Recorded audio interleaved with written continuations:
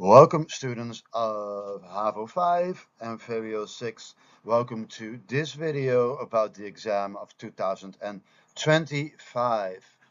We're talking about one of my favorite topics in the world. We're talking about Trotsky, Lenin and Karl Marx and Marxism. Actually one of my favorite topics in the world.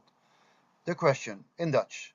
Geef aan waarom Trotsky en Lenin deze wijziging hebben aangebracht aan de uitleg van Marx over de dictatuur van het proletariaat. So you had to read bron 6. And in this bron 6 you see the word dictatuur van het proletariaat. And you read that the way Trotsky en Lenin interpreteren de theorie van Marx is een beetje anders. En de vraag is, waarom hebben Trotsky en Lenin deze wijziging, cambio, aangebracht? Aan de uitleg, explication, over de dictatuur van het proletariaat. Yeah? So we're talking about Trotsky, we're talking about Vladimir Lenin, and we're talking about this Jewish dude, Marx. Yeah? These three guys, en Trotsky en Lenin, de twee eerste van links, die hebben een wijziging, een cambio aangebracht aan de theorie van Marx over de dictatuur van het proletariaat. Waarom? Why? Dikong lang Hazië. Ja? Let's look at that. Laten we het antwoord kijken. Ja? De kern van een juist antwoord.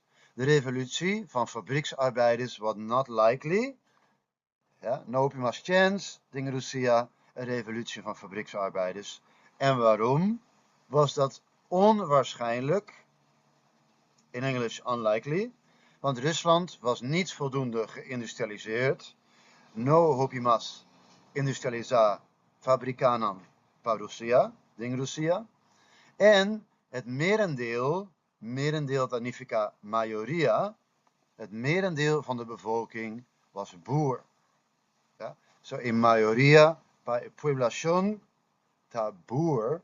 En dat was anders dan de theorie zoals het Marx had bedacht. Want Marx had niet bedacht dat de boeren in opstand zouden komen.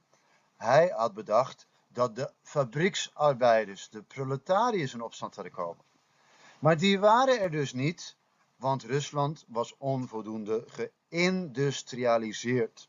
Dus die waren er niet. En daarom bedacht Lenin en Trotsky bedachten de theorie van de voorhoede. A small group of people that would go ahead in starting the revolution. Goodbye.